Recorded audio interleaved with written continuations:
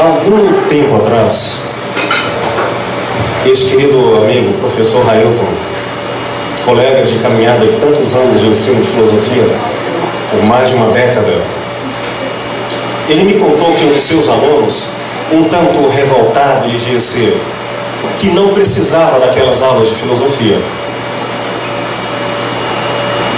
E à espera da resposta dele, eu imaginei o que me parecia um tanto mais habitual. Qualquer coisa como uma lição de moral para dizer o quanto filosofia era importante e o quanto ele desperdiçava o seu tempo. Mas não. O que eu ouvi do que ele me disse foi isso. Quando o garoto me disse que não precisava que lhe ensinasse filosofia, esse querido professor Railton Nascimento disse assim: está tudo bem, filosofia não é para todos. Você não precisa de filosofia. Alguns precisam, outros não. E eu gostei dessa resposta. Quem somos nós para dizer aos outros o que é e o que não é importante? Pois se houver filosofia, ajudar a pensar e não pensar pelo outro.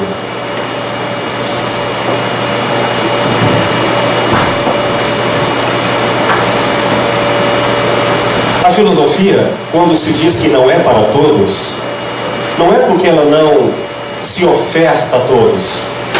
Por certo, sim. Mas a filosofia é um convite muito pouco aceito pela maioria. Eu não falo no ensino, em qualquer atividade. Acho que muitos conhecem a célebre frase do grande filósofo iluminista do século XVIII, Immanuel Kant: não se ensina filosofia, ensina-se a filosofar. Ou seja, estamos falando aqui de filosofia enquanto ação, não como doutrina. Não estamos falando de filosofia, de ensinar filosofia como quem ensina verdades.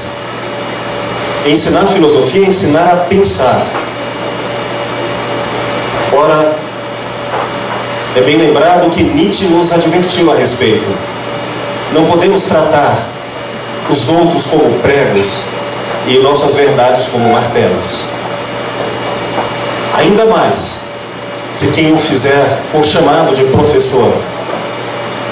No mínimo, deve ser ou deveria ser o professor uma pessoa educada e dar o exemplo. Bom, a palavra pensar, posto que filosofia é ensinar a pensar, o que significa? Ensinar a pensar. Buscando a derivação latina, pesare, a palavra vem de carregar um peso. É interessante porque pesare significa algo como suspender, pôr na balança, pesar. E significa algo como, no sentido figurado, pesar os prós e contras. Nesse sentido, pensar, bem lembrava aos gregos, não é fácil, pensar dói. E eles diziam que assim como se exercita o corpo, deve-se exercitar a mente. Exercício é uma musculatura difícil. Pois bem,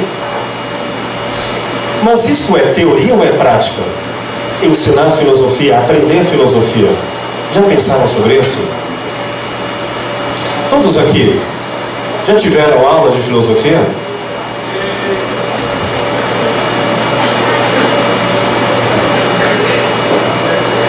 Filosofia é teoria ou é prática? Teoria. Teoria em grego significa visão. Observe. Este aparelho que está sobre a mesa é o quê? É o celular. Se eu perguntasse ao cachorro, talvez ele só latisse. Para ele seria apenas um objeto. O celular é uma ideia. Se você não entende, você não compreende o alcance disso. E se você pensar, isso aqui pode fazer pontes entre pessoas e pode destruir almas, carreiras, vidas. O que é isso? É preciso pensar muito para usar isto. Teoria significa ver, não comer vodka, mas ver com a compreensão. Se tiver pouco entendimento, vai ver o quanto? Muito pouco. Se tiver quase nada, talvez nada de compreensão, verá o que os cachorros veem, apenas objeto material. Ver o objeto enquanto ideia, é preciso fechar os olhos e abrir outros. E nesse sentido, também não é prática. Filosofia é ação. Quem discrimina muito bem esses termos é uma filósofa, Hannah Arendt. Filosofia é ação. É uma diferença entre livre-arbítrio e ação. Livre-arbítrio é a escolha entre alternativas. Ação é transformar a realidade. Eu posso escolher e não mudar nada. Por exemplo, posso escolher entre cocaína, heroína e crack. Eu tenho alternativas, mas quaisquer uma delas eu perco a capacidade de continuar escolhendo. O que eu tive? Livre-arbítrio não é liberdade. Para haver liberdade, é preciso mais do que escolher, é preciso reinventar as alternativas de eu me fazer, de eu me definir humano. Sim, quem sou eu não é uma resposta pronta, é uma pergunta cujas ações é que vão responder. A filosofia, portanto, não é um presente, é uma cobrança. Filosofia, nesse sentido, é provocar uma crise. Crise significa nível crítico, nível máximo. Quando se eleva à crise, um pensamento em crise, é porque nós deixamos de aceitar o óbvio e a crise nos coloca diante de um máximo. A partir daí, não é possível mais continuar pensando da mesma maneira. Resultado: diante da crise, eu tenho duas opções. Talvez uma desejável: criatividade, criar alternativas, criar novas formas, ou destruir o que existia. Uma pessoa crítica é uma pessoa que inventa para além do que se repete. Uma pessoa crítica é aquela que destrói as aparências, o modo como se entendia, e reinventa a compreensão da realidade. Portanto, ensinar a filosofia é ensinar uma revisão de conceitos, de valores, de práticas, de modos de ser e de agir. Agora, é possível ensinar isso?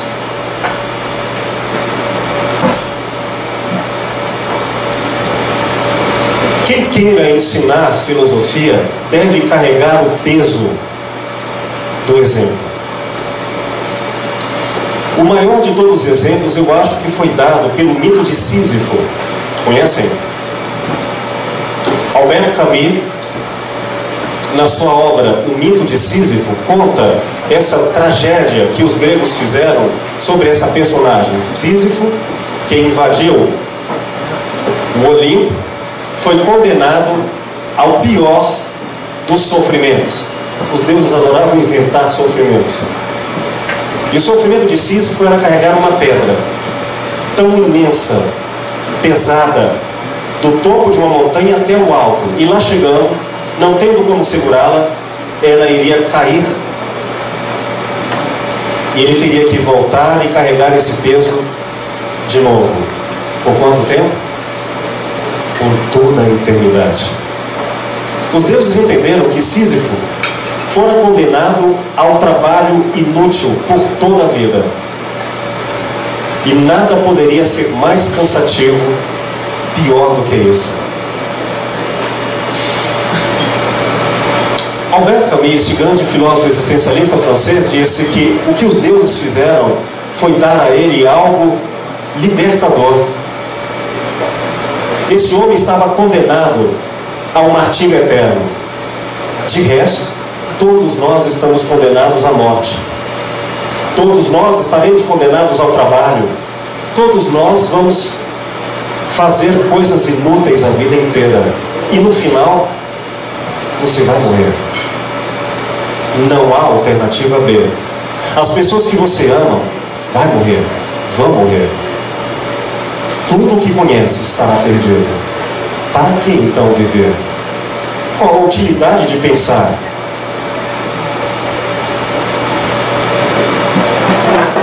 O que então é filosofia? E ensinar a filosofia é pôr peso sobre a própria vida e carregar essa pergunta: o que eu faço? Por que eu faço? Qual o sentido de tudo isso? Se aparentemente as coisas são inúteis. Mas não é só a filosofia que promove um pensamento crítico. As ciências, as artes, as religiões também promovem pensamentos críticos. Elas também questionam a realidade. Mas a filosofia faz isso, provoca uma crise no nível mais pesado possível.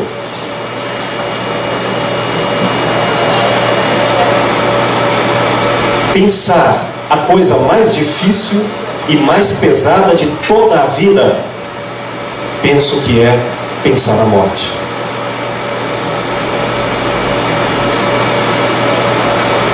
Então a filosofia, para pensar a morte, ela questiona, ela duvida de tudo que parece ser vida, até a descoberta que talvez grande parte de tudo que nós consideramos realidade não seja real. Pois bem, eu creio que um exemplo maior, talvez um primeiro mito de quem seja o filósofo, foi dado por Sócrates, inaugurando uma era, antecedendo com precursores a era do pensamento filosófico, dos gregos até hoje. E o que fez Sócrates? Sócrates se punha a pensar de uma maneira tão crítica que quando as pessoas chegavam a ele e ele questionava o que parecia óbvio a elas, elas ficavam pesadas. Elas não ficavam leves. O que elas levavam levianamente na vida, passaram agora a ter o peso da responsabilidade. Ou seja, este peso freia o impulso de quem sempre tem razão e começa a duvidar de si mesmo. Sócrates punha o peso não da verdade, mas da própria ignorância sobre os ombros de quem gosta de ensinar os outros, para que estes aprendam que não sabem, que vão morrer, que as verdades caem com facilidade sobre este peso. Pois bem, o que fez Sócrates quando foi levado a dar o maior testemunho de toda a sua filosofia? Ele foi condenado em sua época por corromper a juventude, por fazê-las pensar. E porque ele vivia defendendo a democracia, ele deu o maior testemunho, o sacrifício último do exercício filosófico. Ele deu a morte de boa vontade, o sacrifício da própria vida para preservar o direito daquele povo em condená-lo. Ele morreu para dar vida à capacidade das pessoas pensarem e assumirem o papel de suas escolhas. Sócrates precisou morrer para que a filosofia vivesse. Quantos de nós não desejaria ir para o céu, mas tem medo de morrer? De certa maneira, isto é o que eu penso. Fazer filosofia é preparar-se para a morte. Ensinar filosofia é ensinar o desapego das próprias verdades a tal ponto em que talvez não tenha nada a que se apegar e talvez tenha muito mais a aprender do que pretensamente ensinar. E nesse ponto, Hannah Arendt também, essa filósofa da política, nos lembra que a palavra idiota, idion, em grego, significa uma vida vivida na privatividade, reduzida em si mesma, que não vai ao espaço público. Idiota é aquele que vive recluso, egoisticamente em si mesmo, e não participa do que é comum aos outros. Ele não pensa com os outros. Ele carrega sozinho o ato de não pensar. E pensar é diálogo, dia, logos, em grego. Logos, razão, dia, a dois. Dialogar não é bater um papo. Dialogar é a razão entre duas pessoas. É preciso que eu saia de mim mesmo e pense. Pensar é pensar com. Pensar é abandonar a verdade absoluta. Ensinar a filosofia é ensinar a ser idiota. É isso? Não. Ensinar a filosofia é ensinar a não ser idiota. Ensinar a filosofia é dialogar, aprender com o outro. Quem é o melhor professor? Quem aprende mais e compartilha isso. Na minha opinião, o professor é aquele que dá testemunha.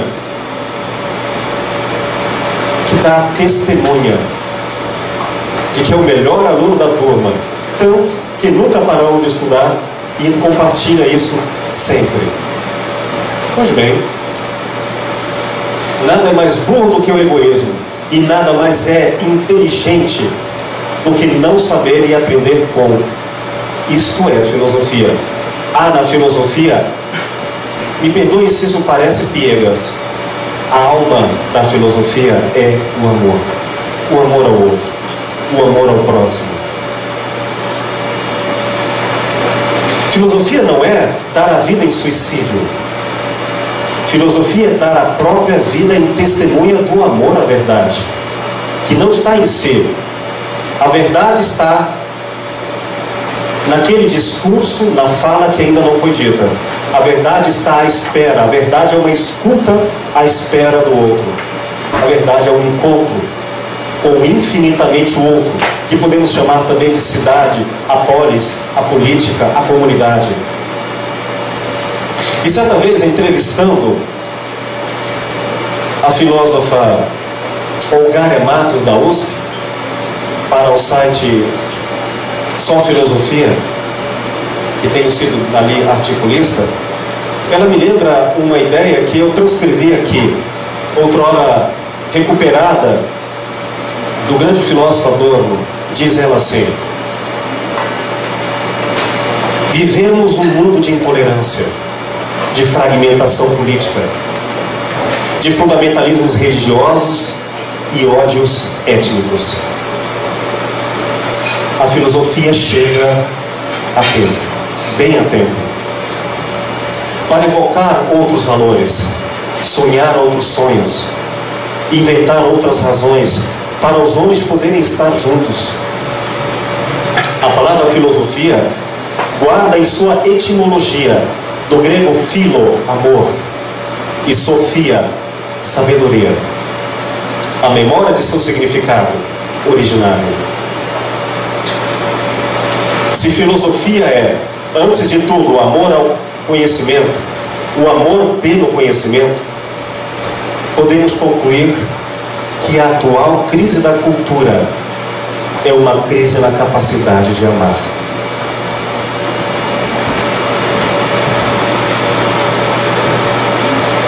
Ensinar filosofia é ensinar amor.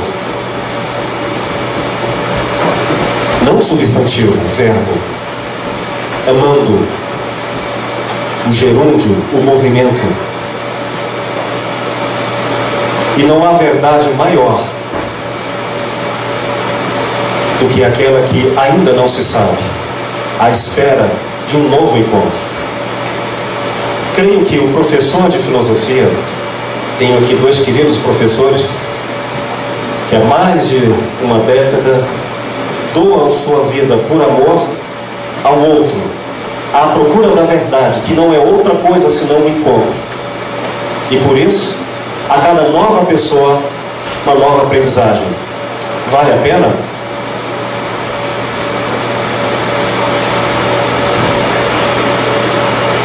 Que seja repetido 1000 vezes, agora 1000 vezes e um, o verso de Fernando Pessoa, como resposta a tudo.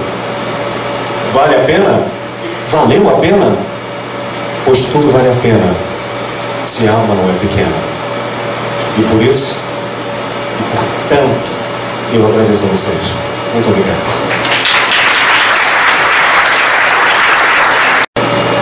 Boa tarde. O Will já me apresentou, eu sou o Railton. Boa tarde a todos os presentes, aos estudantes, aos professores. Eu vi até ali na plateia uma querida professora minha de psicologia da graduação, Ana Maria, se não me falha a memória.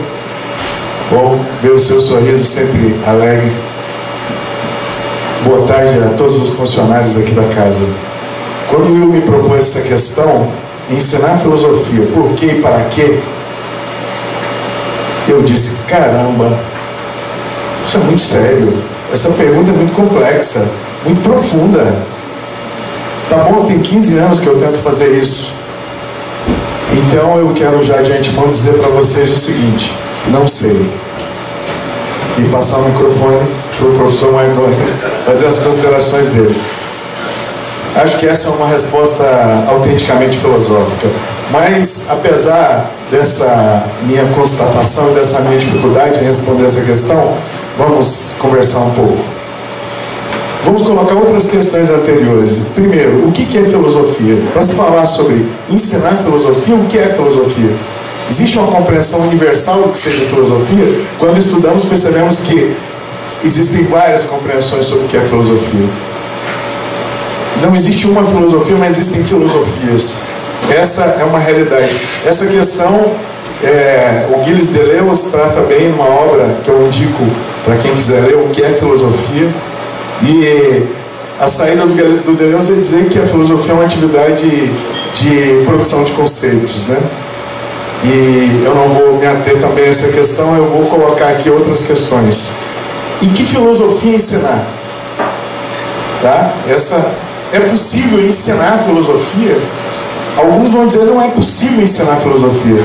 Só é possível aprender filosofia. O aprendizado da filosofia é um aprendizado solitário. É você, a partir das suas buscas, das suas questões, ir aos textos, no embate com os autores, no embate com os filósofos, você vai aprender filosofia.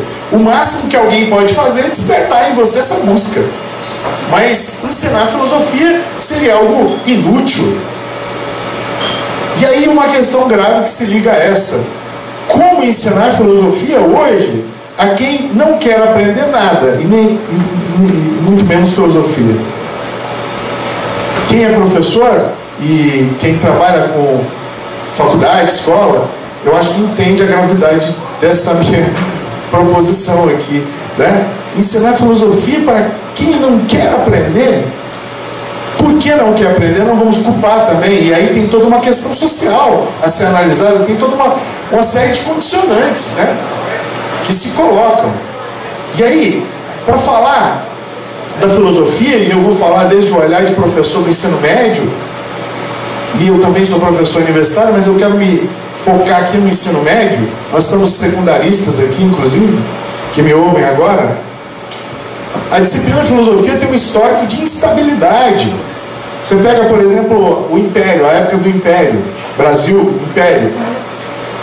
O lugar da filosofia mais estável foi esse. Se ensinava aqui metafísica. Em pleno século XVII, XVIII, quando estavam acontecendo na Europa as revoluções científicas, o iluminismo, aqui nós estávamos em plena Idade Média, do ponto de vista escolar, aprendendo com os padres jesuítas a metafísica escolástica.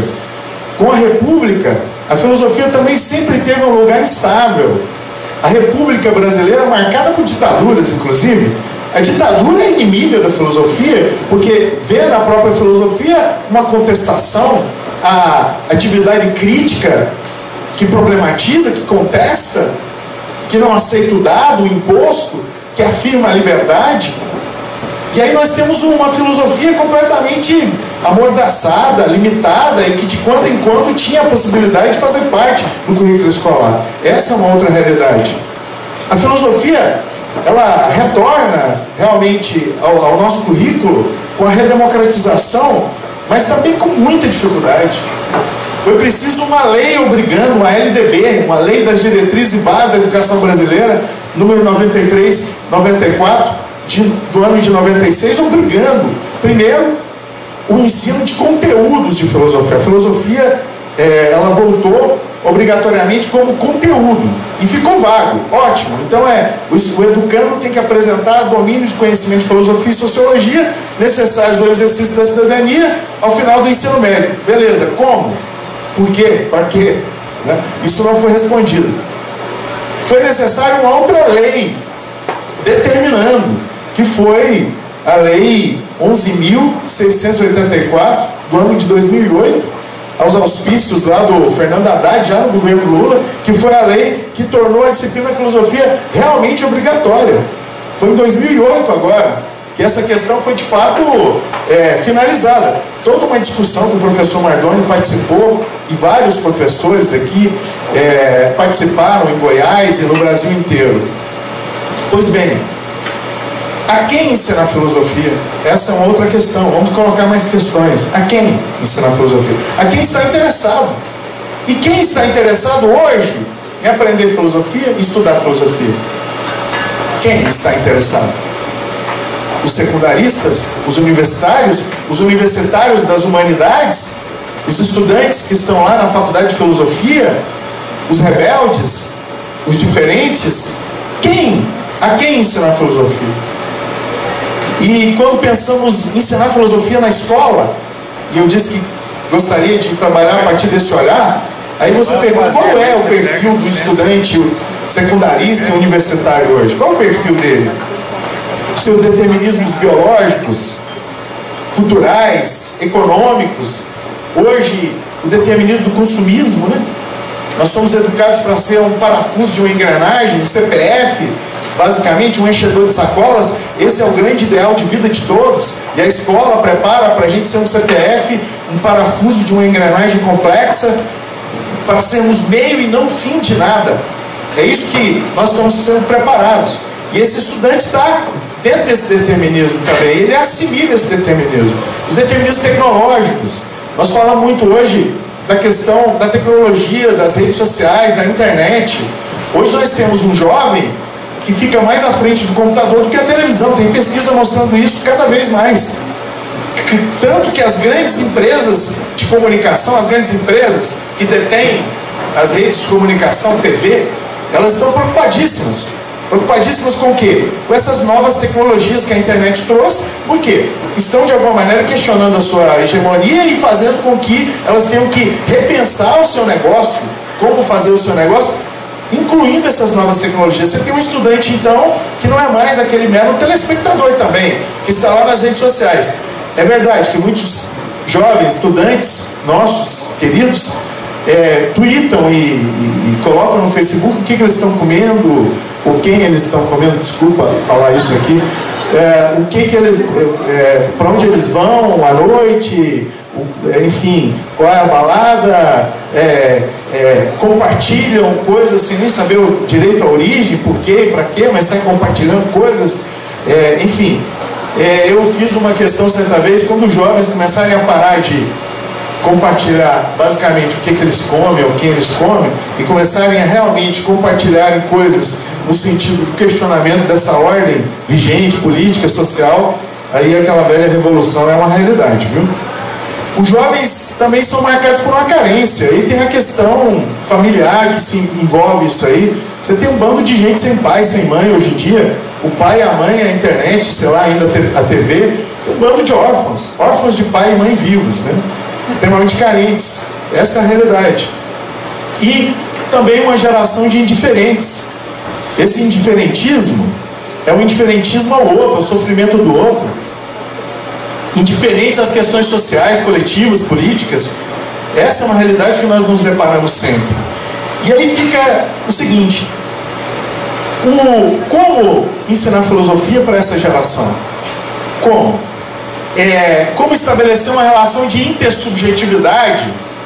Qual é essa subjetividade do menino de 15 a 20 anos de idade hoje? Qual é a subjetividade dele? Como é que ela é formada? Uma subjetividade tecnológica? Então nós podemos, como professores de filosofia, afirmarmos o seguinte, e vocês são mais acadêmicos que eu, viria um acadêmico que nem apareceu, mas enfim, talvez a questão que fica é dizer, essa juventude então é carente, inepta, vazia, não tem nada de interessante no universo deles, são alienados, não conseguem alcançar a grandeza do raciocínio filosófico. Então seria inútil essa nossa tarefa de estar refletindo em ensinar filosofia. Por quê? Para quê? Se partimos do princípio que essa geração ela está completamente inepta e incapaz da reflexão, porque ela pensa fragmentadamente em 40 caracteres, né? Ou enfrentamos o desafio do diálogo, né? É possível dialogar com essa geração, sim. Essa geração tem subjetividade. E aí os conteúdos de filosofia seriam um pretexto, os conteúdos programáticos seriam um pretexto para estabelecermos um diálogo com esse universo subjetivo dos jovens, dos adolescentes, dos universitários. E aí, então, o conhecimento de filosofia, o conteúdo programático de filosofia, não seria um conjunto de doutrinas ou verdades, mas um pretexto para provocar no estudante essa possibilidade de filosofar. E onde ensinar filosofia? Onde ensinar filosofia? Qual é a escola que nós temos? A que objetivo serve essa escola? Na verdade, eu fiz um tratado aqui que eu já estou percebendo que eu não vou conseguir concluir o meu tratado. Mas vamos lá. Qual é o objetivo dessa escola? Que escola é essa? A que objetivo ela serve? E aí eu não vi sozinho, eu vim acompanhado. A gente não pode andar sozinho. Eu trouxe o Michel Foucault junto comigo. E o Michel Foucault está aqui, me dando força. Como sempre, a gente tem que estar acompanhado dos filósofos, que eles nos protegem. E aí, acompanhado do Foucault, então eu digo, a escola ainda é um espaço limite de poder, todavia em crise e transição para um espaço de controle mercadológico, como diria Gilles Deleuze. A escola, que aos modos tradicionais sujeitava, punia e vigiava, hoje é uma empresa que visa tão somente a lucratividade, mas que não abriu mão das técnicas do disciplinamento, especialmente a escola privada. Ela manteve as técnicas do disciplinamento que fala Foucault, especialmente no vigiar e punir, parte da disciplina. Todos são controlados pelo mercado, diretores, coordenadores, supervisores, professores e alunos. Não há mais um disciplinamento de um poder central, como pensava Foucault, para o bom funcionamento da vida social sob a lógica da sujeição. Esse poder está disseminado. Não há controle contínuo. Não há o controle contínuo. Há o controle contínuo. A emergência da escola não escola. Da escola onde não há produção de conhecimento, onde não há pensamento. A escola é inimiga do pensamento. Mas há adestramento, cópia, simulacro, disciplinamento para inserção no mercado, como atores profissionais consumidores. Eu não estou aqui meramente divagando, eu estou aqui partindo da minha realidade, e essa é a realidade da escola que eu vivo, e tem 15 anos que eu vivo isso todos os dias da minha vida. As técnicas de disciplinamento que a escola e a empresa ainda mantém, ela ainda mantém algumas técnicas, como o Foucault pensou, por exemplo, o tempo, a questão do horário, não desperdiçar um minuto que seja, ritmo de produtividade. O professor não pode perder tempo e nem os alunos, nada de ociosidade. Não é possível levantar hipóteses, problemas ou questões, não há tempo para isso. Há uma celeridade na escola, empresa do disciplinamento. A aula dura 45 a 50 minutos, não se pode perder um minuto. E aí eu cito Foucault: é proibido perder um tempo que é contado por Deus e pago pelos homens. O horário devia conjurar o perigo do desperdício de tempo, erro moral e desonestidade econômica. Tempo é dinheiro.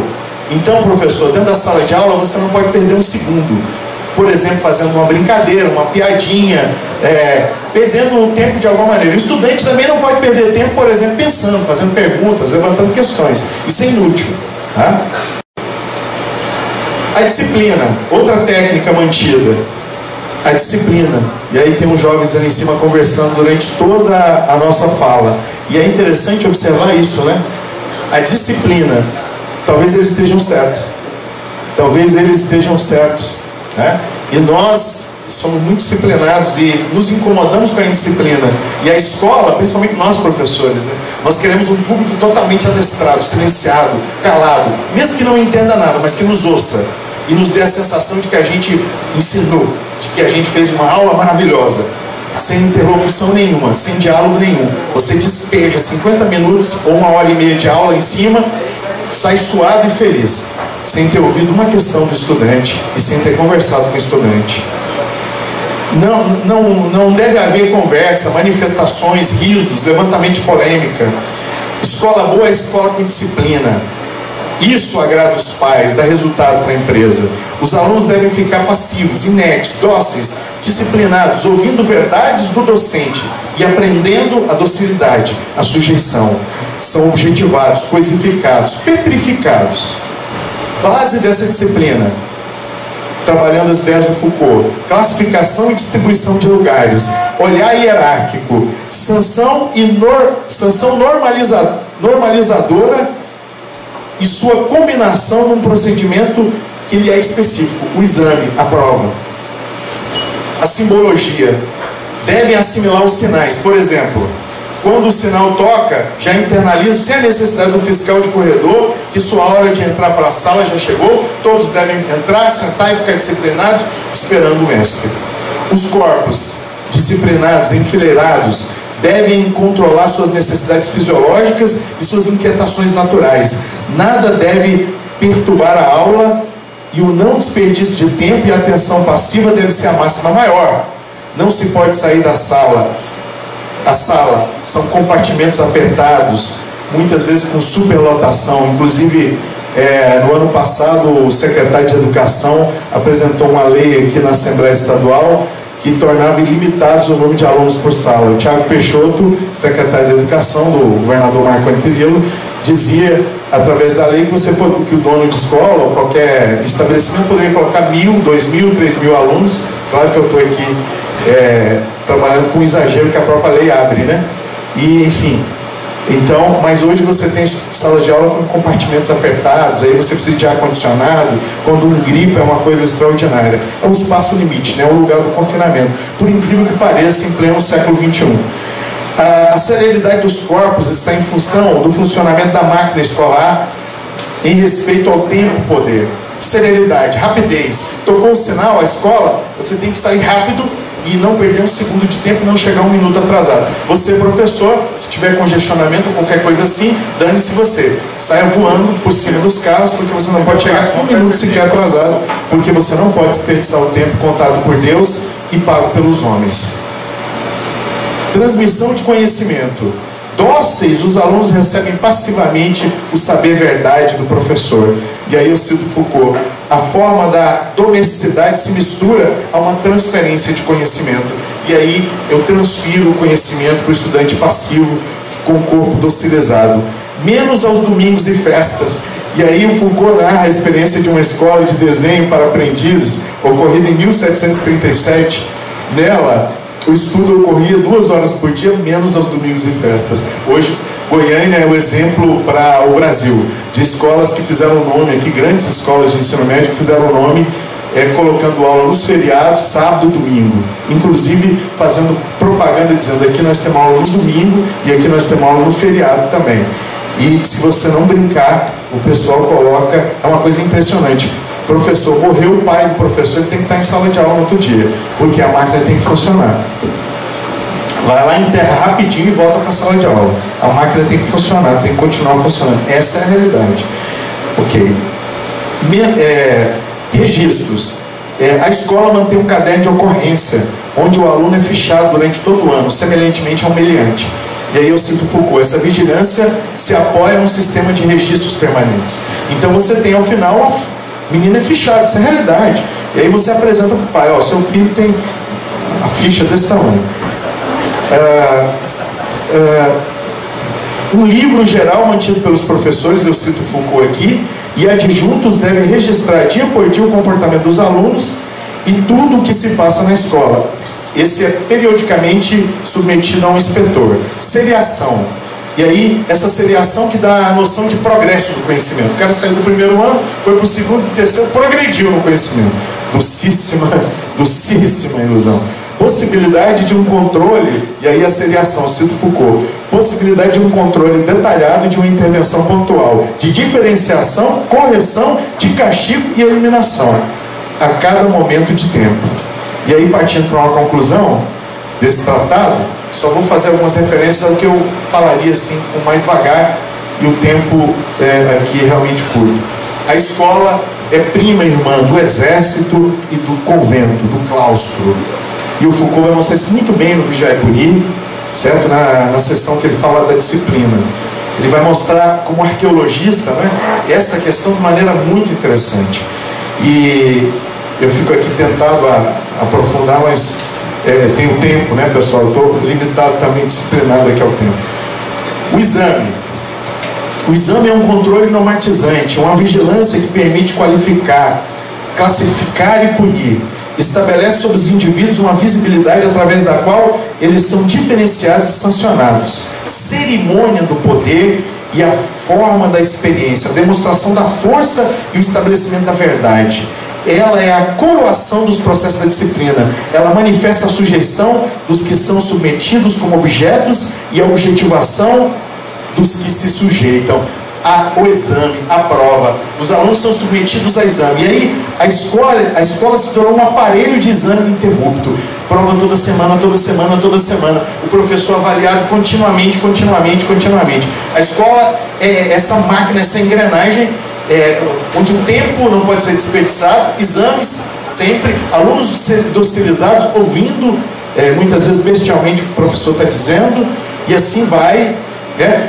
O aluno e o professor se tornam indivíduos, mas esse indivíduo aqui, meu querido, é o indivíduo que vem para a luz. Ele vem para a luz porque antes não havia essa ideia do indivíduo. O indivíduo aparecia quando era um herói, um guerreiro, um extraordinário, certo? Um artista famoso, aí aparecia o indivíduo, pelos seus dotes, pelas suas qualidades, pela honra, pelo poder, como atleta, ou como um grande guerreiro, ou como um grande artista. Agora não. O indivíduo é aquele que aparece para ser controlado. E o indivíduo aparece naquilo que é pior. Certo? E aí Foucault vai dizer: quem é o indivíduo que passa a aparecer? O louco, o leproso, seja lá o doente, o delinquente, esse que começa a aparecer. E na escola da mesma forma, o indivíduo aparece. Hoje você pode perceber que a arquitetura de muitas escolas, elas têm portas de vidro, porque para facilitar a vigilância. O professor tem que estar em evidência, os alunos também, mas para que o controle seja efetivo. É a ideia do panótipo, né, que o Foucault analisa muito bem. Você pode trabalhar essa ideia da vigilância através do panótipo, né? O olho que tudo vê. E aí, realmente uma conclusão. Por que e para que ensinar filosofia nesse contexto, gente? Por que e para que ensinar filosofia dentro dessa escola ou dentro dessa faculdade? Não se engane, as faculdades, elas estão seguindo essa mesma dinâmica aqui. Muitas faculdades são colégios hoje em dia. Depois dessa abertura aí que se fez, a partir do final da década de 80, década de 90, as escolas são grandes, as faculdades são grandes colegiões, né? Que seguem essa mesma dinâmica aqui. Tanto que muitas vezes o professor universitário, ou que é secundarista, muitas vezes é difícil diferenciar se ele está numa sala de ensino médio ou se ele está dentro de uma faculdade. Nesse contexto, a filosofia deve dizer, falar, provocar, envolver as pessoas para compreender a trama sob a qual elas estão inseridas. Se ela fizer isso, já fez muito. A filosofia deve ser uma possibilidade de construção de uma autonomia, de uma crítica radical a toda a lógica de poderes a qual estamos submetidos. Ela deve ser, em última análise, uma ponte para o sabotamento dessa lógica e dessas práticas de poder. A filosofia pode contribuir para desenvolver, para devolver cada um a si mesmo, ajudar a conhecerem conceitualmente maneiras de construção de uma atitude filosófica contestadora dos processos de sujeição, objetivação das pessoas nesse contexto que vivemos da sociedade capitalista de mercado. A considerar a escola como está, não sei bem o propósito da filosofia dentro dela. Não seria, eu sei, a salvadora, a detentora do saber crítico, conceitual, radical, mas ela é a única que tem por responsabilidade e por razão de ser, assumir essa postura e incentivá-la. Filosofia para formar a cidadania? O que é a cidadania? Um grande abraço, queridos.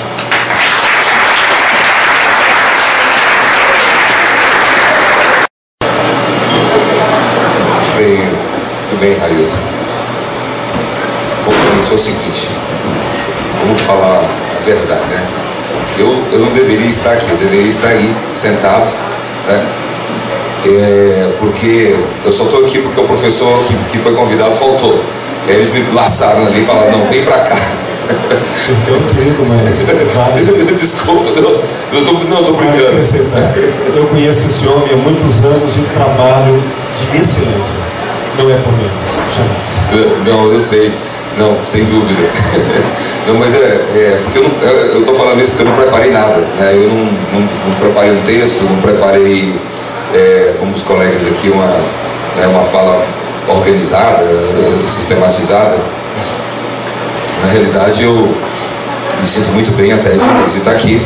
Aliás, né, eu, sinceramente, já falei, né, já dei aula em auditórios, palestras em salas de aula grande ou pequena, até na casa mesmo de pessoas nós nos reunimos, mas eu nunca imaginei na minha vida que eu ia falar sobre filosofia numa boate, né? Certo? Isso nunca me passou pela cabeça, né? Certo? Eu estou aqui num palco, numa boate, aliás, uma das boates mais badaladas aqui da cidade, falando sobre filosofia, num domingo à tarde. O Brasil e o México está jogando aí, ó. Né? Vocês estão aqui, né? E todo esse contexto, toda essa conjuntura aqui, eu sempre ouvi falar do Café Filosófico, né, que é coordenado pelo Will, mas nunca tive a oportunidade de vir, a primeira vez que venho, né? Eu agradeço o convite e me sinto muito honrado e até, digamos assim, perplexo, né? Porque eu, sinceramente, eu não imaginava que tivesse tanta gente, né, num domingo à tarde para falar de filosofia, né? E ele falou para mim que às vezes daqui o dobro de pessoas, né?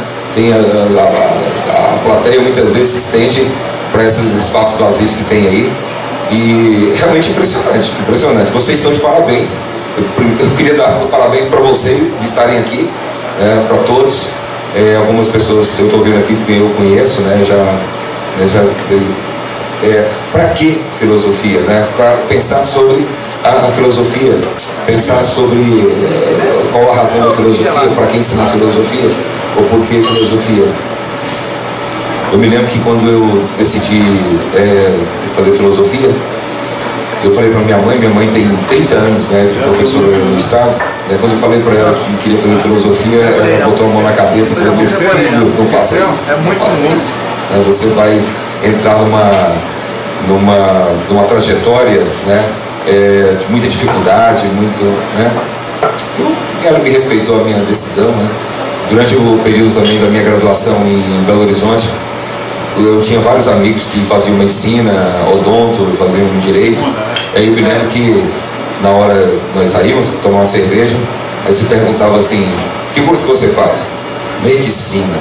Que curso que você faz? Odontologia. Que curso que você faz? Direito. Aí quando eu olhava para mim, que curso você faz? Eu falava baixinho, filosofia. Aí o pessoal falava, pô, você faz filosofia, cara, o que você vai fazer com filosofia? Não, mas não, transfere o curso para o curso de Direito, né? Transfere o curso lá para fazer uma outra coisa, né? E eu falei, não, eu vou continuar o curso, vou terminar. Porque é o seguinte, eu acho que é uma paixão, é algo que vem, é um carisma, é uma vocação, né? Às vezes as pessoas me perguntam, né, Mardoni, às vezes o pessoal que me pergunta é o que está, às vezes, no primeiro período de curso de Direito, ou mesmo da Pedagogia, que eu dou aula. Eu tenho que ficar nesse curso ou eu tenho que sair? Eu não estou em crise, né? Não sei o que eu faço, etc. E eu me lembro de Sartre, né? Quando a pessoa me faz isso, né? Me pede conselho, eu me lembro de um filósofo, você já deve ter ouvido falar, um dos maiores filósofos do século XX, Jean-Paul Sartre, do existencialismo, né? Uma corrente filosófica existencialista. Ele afirmava o seguinte, que quando você pede conselho para alguém, na realidade, o que você está fazendo é querer que alguém diga para você ou confirme aquilo que você no íntimo já decidiu. Na realidade, né, quando você pede um conselho, você não pede o conselho para saber exatamente o que você tem que fazer ou o que não tem que fazer. Você pede o conselho, segundo Sartre, porque você tem medo de ser livre, você tem medo de escolher. Você não quer escolher, porque a escolha é difícil, né? Escolher entre uma coisa e outra, né, não é algo fácil, vocês sabem disso. Não é fácil você tomar decisões ao longo da sua vida. Então, em muitos casos, de Sartre, nós caímos naquilo que ele chama de má fé. Nós pedimos um conselho para alguém, e aí falamos, nossa, a pessoa me deu um conselho maravilhoso, né? Ela me deu um conselho maravilhoso.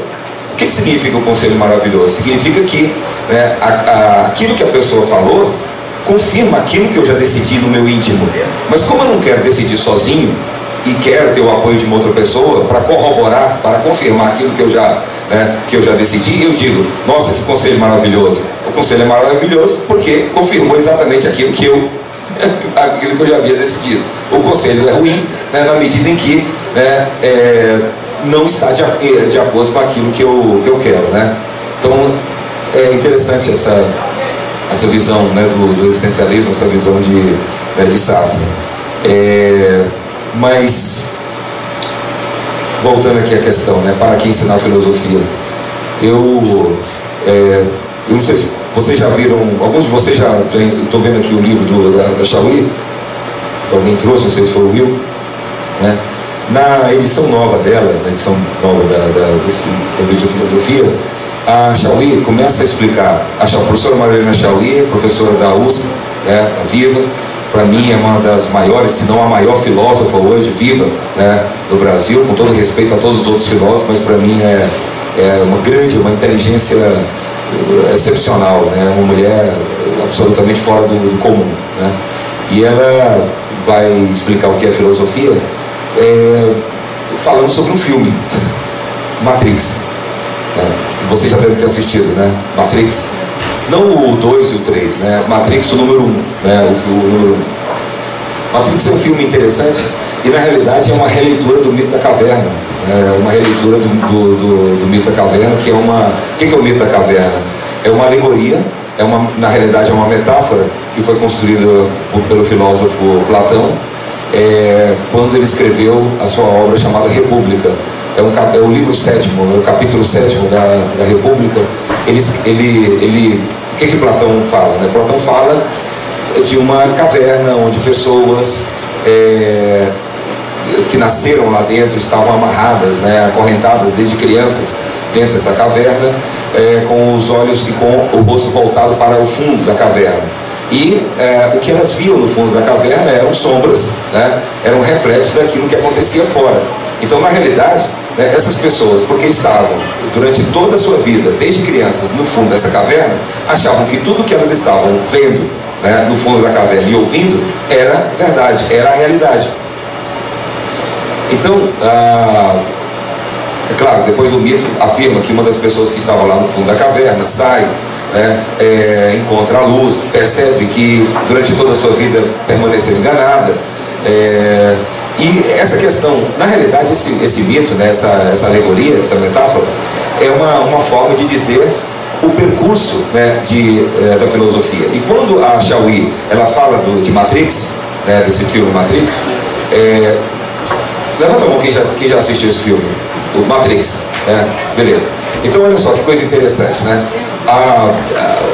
No filme, o Neo, né, o Ken Rivers, né? Ken Rivers, ele é o ator. Então ele fala, né, ele é um hacker, ele começa a perceber que tinha alguma coisa errada, né, no computador, no sistema, né, e começa a ser perseguido, não entende por que estava sendo perseguido, até que aparece alguém para ele, no caso é o Morfeu, né, o personagem Morfeu, que na mitologia grega é o deus dos sonhos, e diz para ele: olha, aquilo que você chama de realidade é uma ilusão, nada disso que está acontecendo com você, né, é real, é uma ilusão. Isso é uma criação, na realidade é um gigantesco software, né? É um gigantesco programa de computador que faz com que você veja os prédios, os carros, as pessoas, o sabor da comida que você está comendo. Então, na realidade, nada disso que você chama de realidade existe. E mostrou para ele o que era de fato a realidade. E ele tomou um susto muito grande, ele ficou muito assustado, desesperado. E aí chegou um momento em que o Morfeu disse para ele: olha, você tem duas pílulas aqui, né? Você tem uma pílula vermelha e uma pílula azul. Se você tomar, né, uma dessas pílulas, não sei se era uma pílula azul, você vai acordar na sua cama, na sua casa, e não vai se lembrar de nada disso que aconteceu aqui, né? Tomando a outra pílula, você vai ver exatamente a realidade tal como ela é, né? Então, quando a gente fala de para que filosofia, por que filosofia, eu entendo o seguinte: veja só, para mim, né, que dou aula eu dou aula no ensino médio também, certo? Dou aula na Católica, né, mas dou aula no ensino médio aqui em duas escolas aqui em Goiânia, e eu tenho uma plena convicção de que a filosofia ela é diferente da ciência. Olha só, a ciência, né, a química, a física, a biologia, ela nos mostra o que nós não sabemos, ela nos explica aquilo que nós não sabemos, né? Qualquer ciência, né, ela nos explica aquilo que nós não sabemos. Mas a filosofia, ela procura nos provocar uma reflexão sobre aquilo que nós sabemos ou pensamos que sabemos, mas nunca nos questionamos sobre aquilo que nos parece tão natural e normal. Muitas vezes nós somos levados a considerar determinadas coisas, determinadas situações, determinadas verdades, determinadas visões de mundo, determinados valores como normais, como naturais. Você diz: bom, sempre foi assim, é assim, continuará sempre sendo assim. Mas a filosofia, para a filosofia não há nada nem normal e nem natural. Nada pode ficar invulnerável ao questionamento da filosofia. Então eu observo que muito mais do que aprender a história da filosofia, aquilo que falava Platão, ou Hegel, ou Marx, ou Santo Agostinho, mas por dentro dos sistemas filosóficos desses autores, você perceber, né, que você precisa questionar aquilo que você chama de realidade, né? Desnaturalizar aquilo que parece normal e aquilo que parece natural. Quando nós nos questionamos isso, as nossas relações familiares, os nossos valores, os nossos princípios, a maneira de ser e de agir, quando nós fazemos essa reflexão, na realidade o que nós estamos fazendo é fazer o pensamento pensar sobre si mesmo, o pensamento que pensa o próprio pensamento. É como se a filosofia, o Will falou uma coisa interessante, que a filosofia é uma preparação para a morte, né? Na realidade esse é o pensamento de Platão, né? Sobre essa questão. Mas nesse sentido a filosofia ela faz nós mesmos nos vermos, né, sem ter morrido, né? Nós saímos de nós mesmos e olhamos para nós mesmos, né? Então quando o pensamento pensa a si mesmo, é como se ele fizesse uma espécie de inventário sobre aquilo que nós pensamos, sobre aquilo que nós acreditamos. Tem um livro interessante da Jostein Gardner, né, que é um romance sobre a história da filosofia, O Mundo de Sofia. Alguém conhece esse livro, O Mundo de Sofia? Né? Certo? Eu aconselho a quem não conhece, né, é um romance da história da filosofia. É um professor de ensino médio em Oslo, capital lá da Noruega, que preocupado com a falta de interesse dos alunos em estudar filosofia, ele resolveu escrever um livro, né, sobre o romanceado sobre a história da filosofia. O livro foi um sucesso tão grande que foi traduzido em dezenas de línguas, né? E tem um determinado momento que o professor, lá, né, no livro, que escreve umas cartas misteriosas para uma menina, ele fala o seguinte: olha, as crianças são filósofas por excelência. As crianças são filósofos por excelência. Aí, né, a Sofia, que é a outra personagem, imagina, Sofia, que significa exatamente sabedoria, significa, né, conhecimento, né, em grego. E a Sofia fala: não estou entendendo, por que as crianças são filósofos?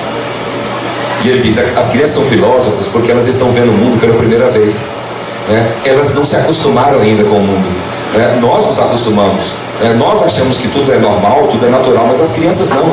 As crianças nos fazem determinadas perguntas que nos colocam em xeque, que nos questionam, né? Por que o céu é azul? É interessante, porque não é uma resposta fácil de ser dada, né? Outro dia eu estava dentro do carro com meu filho tem 6 anos, e aí eu falei para ele, explicando para ele: olha, João Paulo, pegando uma bola e falando para ele que nosso planeta é como uma bola que gira, tem 2 movimentos. Aí ele parou assim e falou assim: mas espera aí, você está falando que se o nosso planeta é uma bola e gira, por que a água da piscina não cai? Por que a água da piscina não cai? Aí eu não esperava aquela pergunta, né? Por que a água da piscina não cai? Aí eu tive que, né, falar sobre o que existe uma energia, né, uma atração do planeta chamada gravidade, só que não é fácil de dar essa resposta, né? Da mesma forma, perguntar por que o céu é azul, né? Vai dar essa resposta, vai pensar sobre isso para você ver, né? Uma outra vez ele estava lá em casa, né, e o Thor, né, tem um desenho animado, né, o Thor e o Loki, você já viu? O Thor e o Loki. Aí no desenho lá, o Thor morre. Aí ele fica: mas o Thor morreu. Aí a mãe dele fala: não, mas meu filho, o Thor não pode morrer, porque o Thor é um deus. O Thor é um deus, então ele não pode morrer. Aí ele parou assim e pensou: mas por que Jesus morreu? Aí a mãe dele falou: espera aí, vamos esperar seu pai chegar. Vamos esperar seu pai chegar, porque quando ele chegar a gente vai conversar. Eu acho que a filosofia, ela é essa capacidade, né, da gente voltar a ser criança. Nós voltarmos a ser criança no sentido, né, de pensar, né, de olhar para o mundo como se nós víssemos, né, o mundo pela primeira vez, como se nós naquele momento tivéssemos nascido e nos perguntássemos sobre determinadas questões. E é interessante que quando nós nos perguntamos sobre essas questões, que nos parecem tão normais e tão naturais, automaticamente começamos a fazer uma reflexão, né, que vai nos levar, né, a descobrir determinadas coisas, a encontrar caminhos, nos livrar de determinados preconceitos, né? Mesmo hoje eu estava vendo na reportagem lá da Eurocopa, né? A Eurocopa vai começar agora, né? E ela está sendo feita pela Polônia e pela Ucrânia. Aí eu falei assim: olha, tá vendo? Olha aqui, um jogo de futebol. Um jogo de futebol, né? Parece que não tem absolutamente nada a ver com a filosofia. Mas aí, lá mostrou, né, que os turistas que estão chegando lá na Polônia para a Eurocopa foram visitar Auschwitz. Auschwitz. O que é Auschwitz? Auschwitz é o campo de concentração, né? É o campo de extermínio, um dos maiores campos de extermínio que foram criados, o maior campo de extermínio criado, né, durante a Segunda Guerra Mundial, para destruir, massacrar os judeus. Não só judeus, mas todas as pessoas que não compactuavam, que não estavam de acordo com o nazismo, né? E aí eu pensei: mas, gente, essas pessoas foram para lá para assistir jogo de futebol, mas aí elas estão num campo de concentração, fazendo visita, né? Fazendo uma visita, olhando, e elas, eu via, né, assim, o rosto das pessoas completamente desfigurados, né, pela dor e por saber que ali, naquele lugar ali, mais de 1 milhão de pessoas foram mortas. E foram mortas por quê? Porque eram diferentes. Porque eram diferentes. Porque eram diferentes, pensavam de forma diferente, tinham uma religião diferente, né? Então o nazismo, na realidade, né, pensar sobre o que é o nazismo, o fundamentalismo, qualquer forma de fanatismo, fanatismo econômico, fanatismo político, fanatismo religioso, é uma forma também de filosofar. Não é necessário se formar em filosofia para filosofar. A filosofia, ela não é, como diz o Gonçalo, né? O amigo nosso, professor de filosofia, para fazer filosofia, para filosofar, você não precisa ter um dom sobrenatural, você não precisa ser um gênio, né? Basta que você pense de uma forma profunda, pare e procure se colocar, né, determinadas questões, e colocando-se essas questões de uma forma sincera, você faz um diálogo consigo mesmo, né? E dialogando consigo mesmo, você consegue muitas vezes perceber as coisas de um outro ponto de vista que você não via, né? Acho que a filosofia é uma ótima vacina, um ótimo antídoto contra o fanatismo, qualquer forma de fanatismo. Não é à toa, né, que, como o Railton falou, quando qualquer ditadura tomou poder, os primeiros a ir para o pelotão de fuzilamento são os filósofos, né? Não é à toa que Sócrates também foi morto, né, naquele momento, né, obrigado a tomar cicuta e muitos outros. Mas enfim, é isso, né? Mais ou menos isso que a gente vai falar. Obrigado.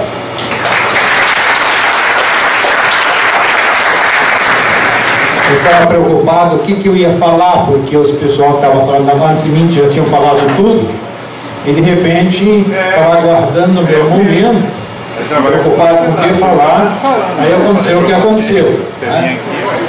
Mas tudo bem, faz parte, acontece. Eu acho que os colegas cumpriram bem a função, até o colega no meu lugar, né? Mas então eu vou apenas fazer algumas considerações bem rápidas, não vou ocupar muito tempo para que vocês possam fazer as indagações, as perguntas.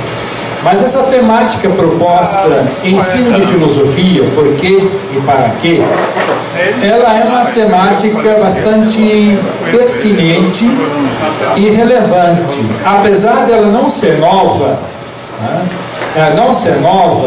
Mas ela continua em pauta e é relevante e pertinente, como disse. Eu queria apenas fazer 2 indicadores para mostrar essa importância do ensino da filosofia, porque e para quê. Quando ela entrou, nos anos 80, no debate, embate em torno do retorno e a luta pelo retorno da filosofia para o ensino médio, a grande questão era a sua volta para o currículo enquanto disciplina. Hoje, uma vez ela estando, nós temos outras questões e continua, portanto, um tema aí em pauta. Só para mostrar a relevância e a pertinência desse assunto, por meio das publicações. Nós temos hoje uma série de publicações que tratam especificamente sobre o ensino de filosofia e essas questões aqui, por quê e para quê. Principalmente a partir de 2000 para frente. E já nos anos 90 nós temos uma série de publicações decorrentes dos debates e embates, de palestras, de conferências e de pessoas que se dedicam a pensar essa questão, sobretudo a editora da Uni-Ijuí, da Universidade Ijuí, uma das que tem mais publicado sobre o ensino de filosofia. A outra editora que tem publicado bastante também é a Alternativa de Minas Gerais. Outras editoras também estão publicando. Eu tenho na minha pequena biblioteca mais de 30 publicações, livros que tratam sobre essa questão do ensino de filosofia nos seus diferentes aspectos. Fora artigos em revistas. Isso mostra que a temática ela é pertinente e relevante, que há questões que ainda não foram resolvidas e talvez nem venham a ser resolvidos.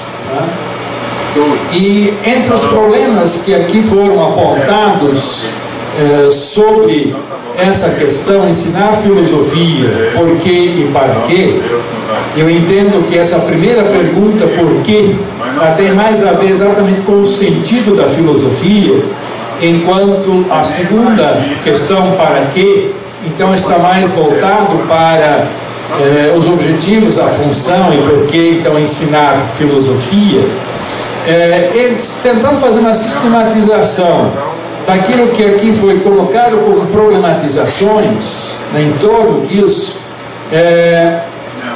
Eu faço uma divisão entre problemas do ensino de filosofia que são internos à própria filosofia e há problemas que são mais externos à filosofia. Mas há problemas que são dela mesma, dentro da própria filosofia, como alguns que foram elencados aqui com muita propriedade. Entre eles, por exemplo, a própria concepção de filosofia, a questão da função e objetivo do ensino da filosofia, a questão de ainda essa dicotomia, apesar que alguns acham que ela foi superada, se ensina filosofia ou se ensina a filosofar, se ensina filosofia se faz, qual é o conteúdo dela, ela tem um conteúdo, não tem, se ela tem um conteúdo, ela tem uma metodologia para ensinar, se ela tem uma metodologia que se ensina, se aprende, há uma avaliação, uma série de questões, mas interno à questão do ensino da filosofia.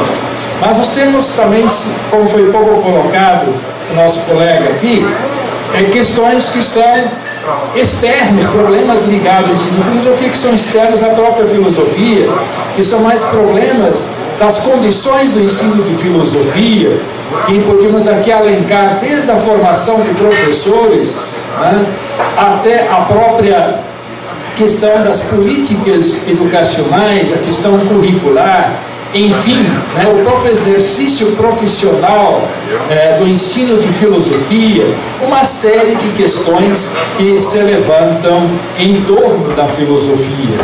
Eu tenho um texto aqui, eu não vou ler o texto, naturalmente, e já foram colocadas questões, mas tentando sistematizar essas diferentes concepções. Quando se diz que não há, na verdade, um conceito de filosofia, um entendimento de filosofia, mas existem vários, alguns que trabalham nessa linha, que discutem isso no Brasil, por exemplo, Cohen, Silveira, Gallo, Horn, Schneider, Marcondes, Danilo Marcondes e outros, que discutem isso, com suas concepções até divergentes em alguns pontos. Uma coisa que todos, de certa forma, concordam, que filosofia tem um saber específico. Que filosofia, enquanto filosofia, ela tem algo que é dela mesma. Que entre os diferentes saberes, a filosofia tem um saber que é dela. A questão é saber qual é esse saber específico. E aí, então, a coisa começa a divergir. Quando se pergunta qual é esse específico. Então, dentro das várias concepções da filosofia, talvez pudéssemos alencá-las em torno de três concepções. A filosofia pode ser entendida como uma reflexão radical, rigorosa, de conjunto, a partir dos problemas sobre a realidade, como a busca das causas, dos sentidos. Ela não é uma espécie desconectada de um pensar vazio, então, mas dentro disso talvez teríamos uma concepção de filosofia. Uma outra corrente dentro disso, nós podemos dizer que a filosofia, enquanto um pensamento filosófico elaborado no transcurso da história, mais no sentido de um resultado. Filosofia enquanto um puro pensar, um problematizar, mais como processo. Então, de certa forma, alguns entendem que filosofia é resultado, outros entendem que filosofia, na verdade, é um processo. E aí, de certa forma, podemos dizer que uma parte se vincula ao pensamento de Kant, que não se ensina filosofia, mas se ensina a filosofar. E a outra se prende mais a Hegel, porque rebatendo a Kant, ele diz que não se aprende a filosofar sem aprender filosofia. Então precisa primeiro ensinar filosofia para que depois se possa filosofar.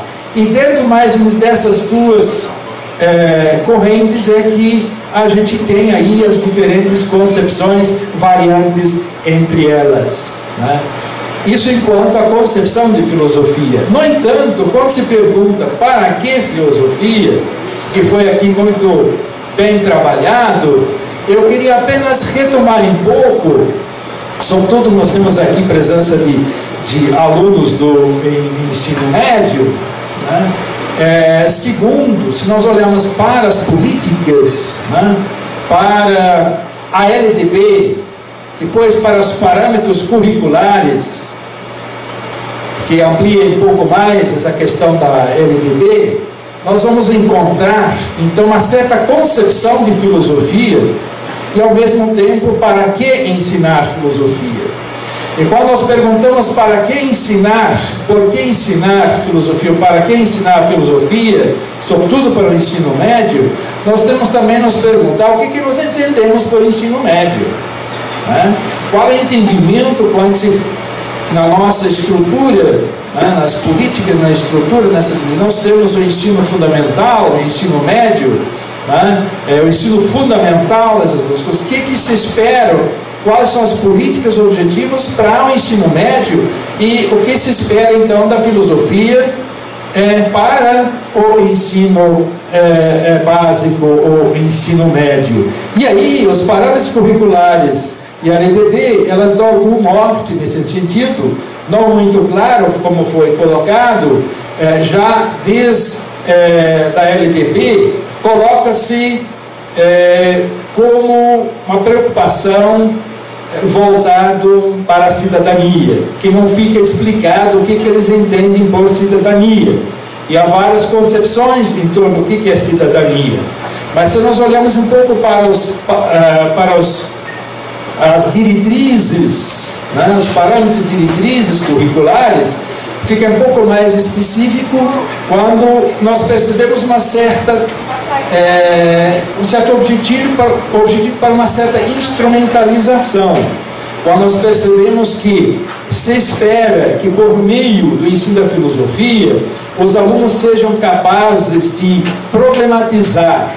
O que seria isso? Identificar problemas filosóficos, formular problemas filosóficos, justificar os problemas filosóficos e distinguir problemas filosóficos não filosóficos.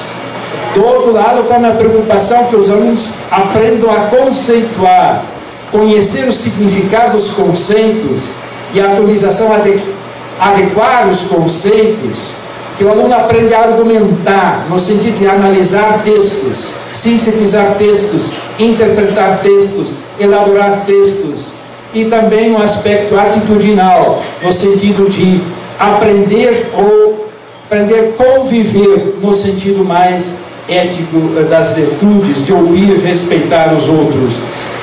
Então, de certa forma, as políticas nos dão uma ideia de que a filosofia também tem um aspecto mais de instrumentalização dos alunos. Enfim, há outros também, várias, como nós vimos, concepções em relação para que ensinar filosofia, né? Mas eu vou, fechando aqui, colocar uma outra concepção ainda, até lembrar de Marcondes, Danilo Marcondes. Ele coloca o seguinte, entre outras coisas, ele diz assim: respondendo suas indagações, em síntese, considera que, na semelhança da concepção grega clássica, podem-se indicar dois níveis: esotérico com S, que minha pronúncia é meio complicada, né? Eu aprendi o português meio tardio, se é que já aprendi, né? Esotérico com S e o esotérico com X, sendo que o primeiro com S significa mais voltado a um público mais geral, aliás, mais específico, que seria a filosofia no sentido daquele que busca mais, mesmo se é que a gente pode dizer que o filósofo é um profissional, mas seria mais aquele que se profissionaliza mesmo, o filósofo.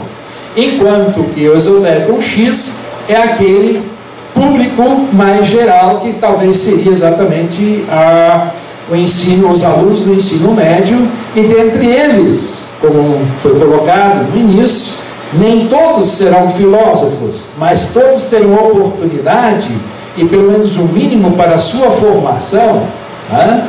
Se é que alguns acham que a filosofia não tem sentido, no sentido de alguma função, né? Mas se ela tem uma função, no sentido que todos tenham algum contato para que possam aprender a pensar, colocar o seu pensamento em movimento, seja ele chamado pela reflexão crítica profunda, mas que aprendam a pensar, enquanto que o esotérico com S seria mais a um público específico, aquele que vai abraçar a filosofia com amor, com o nosso colega aqui, e entre nós que somos sofredores juntos. Bem, eu fechando aqui então, eu queria ainda chamar a atenção para um outro aspecto. A filosofia tem também uma função, segundo alguns, formadora, e de certa forma foi colocada aqui também, no sentido de que, por meio da filosofia, eu passo a ter uma consciência de mim mesmo como sujeito. E ao ter consciência de mim mesmo como sujeito, que Paulo Freire chama o sujeito histórico, né? Quando eu tenho consciência de mim mesmo enquanto sujeito, eu serei capaz também de fazer uma reflexão às instituições, que seja o segundo passo. Fazer uma reflexão crítica e compreender uma dimensão mais ampla de mim, no sentido das instituições. Qual é o sentido das instituições? Em fazer a crítica, conforme Foucault, né? Poder entender o papel das instituições e estendendo mais as instituições para a própria comunidade, para o próprio Estado. Talvez perceber que as instituições e nós mesmos alienados, muitas vezes, decorre de um conjunto amplo da própria sociedade. Mas para fazer essa reflexão, eu tenho que primeiro ter consciência de mim enquanto sujeito, e a filosofia teria esse papel. Eu às vezes comparo, até eu tenho um aluno aqui, por exemplo, não sei se ele ainda está aqui, que faz licenciatura conosco, e eu às vezes digo que, para mim, o filósofo, eu comparo um pouco o papel do profeta do Antigo Testamento. O papel do profeta do Antigo Testamento era compreender a realidade em que vivia, interpretar a realidade. E o segundo papel dele era denunciar a realidade. E um terceiro papel era também de anunciar. Então nem todos concordam com isso, e nem precisam concordar porque há tanta divergência, mas eu vejo o papel da filosofia e do filósofo com aquele que interpreta a sua realidade, que tenta compreender a sua realidade, que se incomoda com sua realidade e que busca, portanto, compreender e não é indiferente à realidade, porque amor é exatamente a não indiferença, tá? Mas ao mesmo tempo ele não só interpreta, ele denuncia, ele faz a denúncia daquilo que ele compreende que, no caso, seja injustiça, né? Ou os males, que se distancia do bem, né? E Mas também ele tem uma função, e aí que tem a grande divergência, que a filosofia, no meu entender, também tem uma função, não só de denunciar, mas de apontar caminhos. E aí muitos não concordam, dizem que a filosofia não aponta caminhos. Eu acho que a filosofia deve apontar caminhos, sim. E nesse sentido eu comparo o filósofo e a filosofia com o profeta do Antigo Testamento. Ele interpreta, ele denuncia e ele anuncia. Oi, gente, colegas aí da filosofia, eu quero compartilhar aqui com a mesa, principalmente com o Railton, né, a questão da filosofia no ensino médio. Ele falou de uma realidade da filosofia no ensino médio nas escolas particulares. E eu quero colocar aqui também uma questão mais agravante, a filosofia na escola pública, o ensino médio na escola pública. Além dessas questões todas, nós temos a questão da carga horária, uma aula semanal, e para quem estuda à noite, todo o pessoal que veio aqui são alunos noturnos. Depois do intervalo, as aulas caem para meia hora, são 40 minutos, cai para meia hora. Olha a situação de um professor enfrentar meia hora, uma vez por semana. E outro, o governo agora está com um novo projeto projeto não, já é realidade. Um planejamento é quinzenal. Quer dizer, a cada 2 aulas, você tem que passar o planejamento anterior às aulas. Quer dizer, como é possível a gente ensinar filosofia?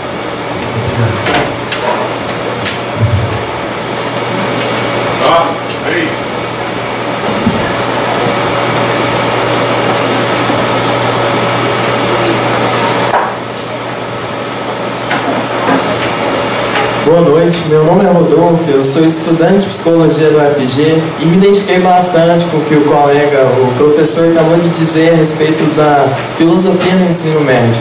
Aliás, da lógica da escola no ensino médio. Eu queria trazer uma questão de como é que ele faz para ensinar a filosofia, isto é, ensinar a pessoa a filosofar sem ser uma filosofia conteudista, que serve só ao interesse do vestibular, sem ser só passar conteúdo e o aluno memorizar, o aluno pegar a informação e aplicar para a prova. Eu tive professores que conseguiam fazer isso de uma forma quase artística, de driblar esse tempo de 50 minutos só em uma aula por semana e conseguir instigar a gente a pensar no meio de uma pressão, no meio de um contexto de vestibular, no meio de uma coisa louca, assim. E eu queria saber como é que esse professor do ensino médio faz isso. Seu nome? Perdão? Rodolfo.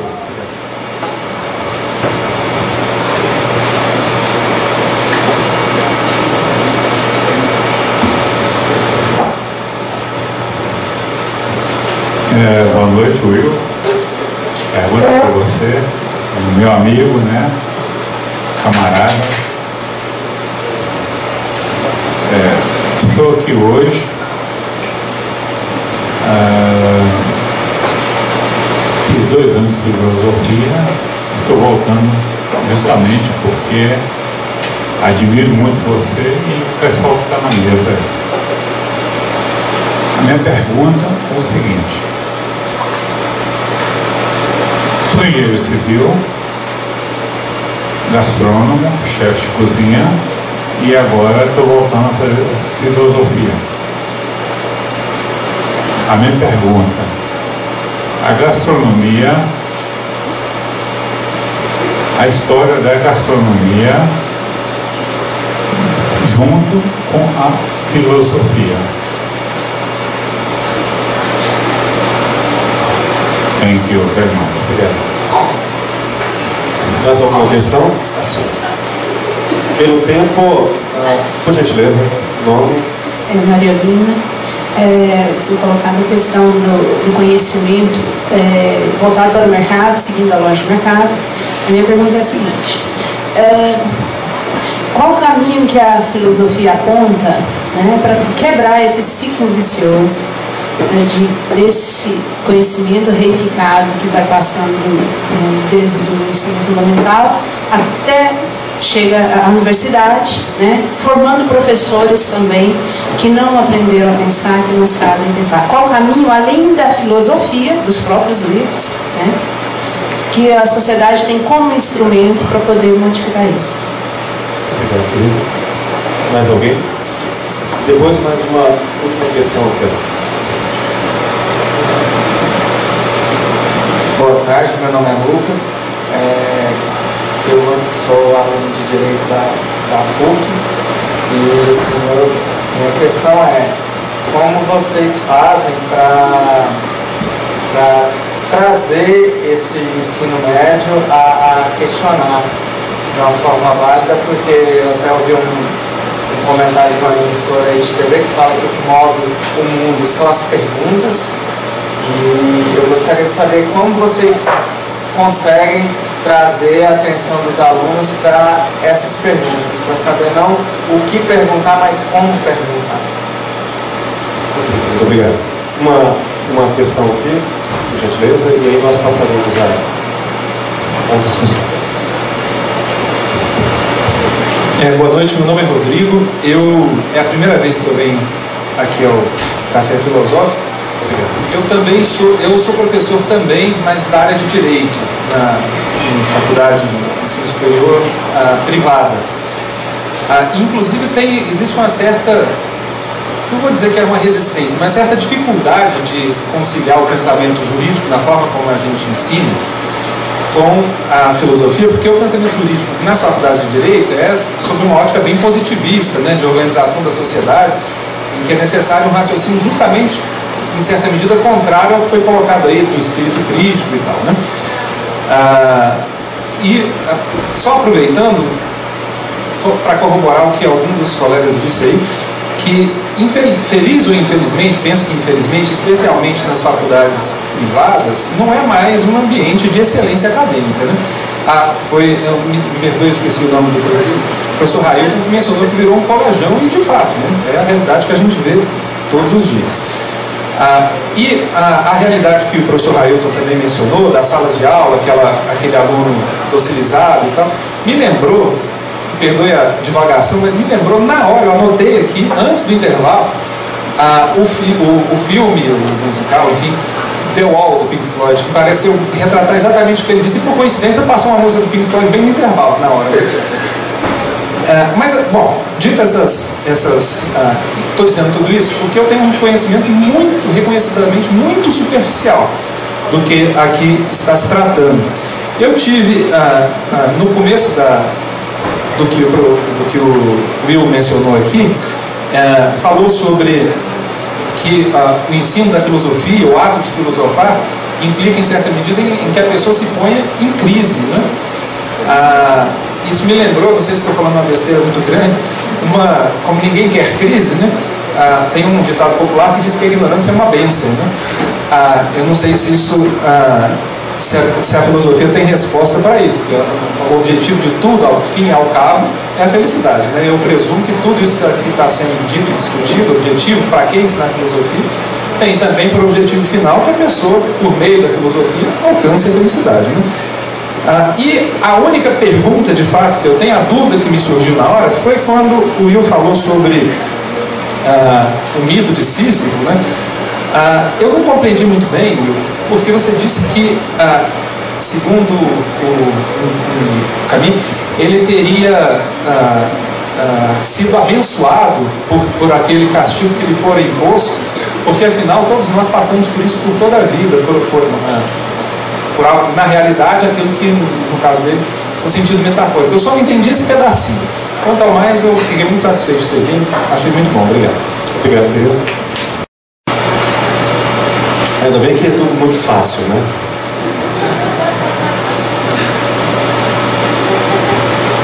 Mas o professor Romero aqui me deu uma solução para tudo isso. Fácil e numa palavra. Se a filosofia tem algo, e creio e concordo com os antigos profetas, eu tenho que atribuir mais uma característica que competiria aos filósofos. E nela eu respondo a todos: precisa fazer milagre. Além de tudo, o filósofo tem que fazer milagre. Carlos César, milagre, meu irmão.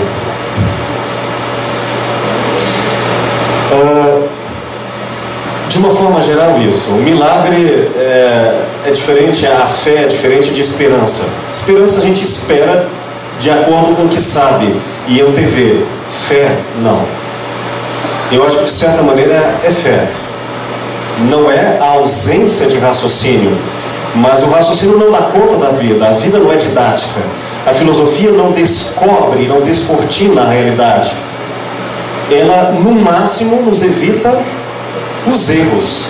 Mas o que é a verdade não é respondido. Mas aprendemos com essa caminhada. Então, de certa maneira, faz sentido dizer que a filosofia aposta no que não sabe, caminhando pelo que sabe, aprendendo com os erros. Olha, eu convido a visita no site Will Goya, www.willgoya.com, para a visitação de um dos cafés filosóficos que nós tratamos aqui, com o título Filosofia e Cozinha. Foi um tema que nos deu água na boca. E por quê? Porque se filosofia é um modo de pensar e um modo de agir, cozinhar também é um modo de cultura. E apenas para citar uma de várias considerações em registros antropológicos, em registros filosóficos, vindos juntos com a comida, a ideia do comer junto era também, do beber junto, um encontro, e com eles, assim os gregos filosofavam. Quer dizer, filosofia é contexto, filosofia é história, e a ideia de que é um alimento, de que preenche o nosso vazio, muitas e não poucas vezes se dá por esses rituais. Filosofia também exige algum ritual, não no sentido da repetição, mas da saída do estado comum e a possibilidade do diálogo.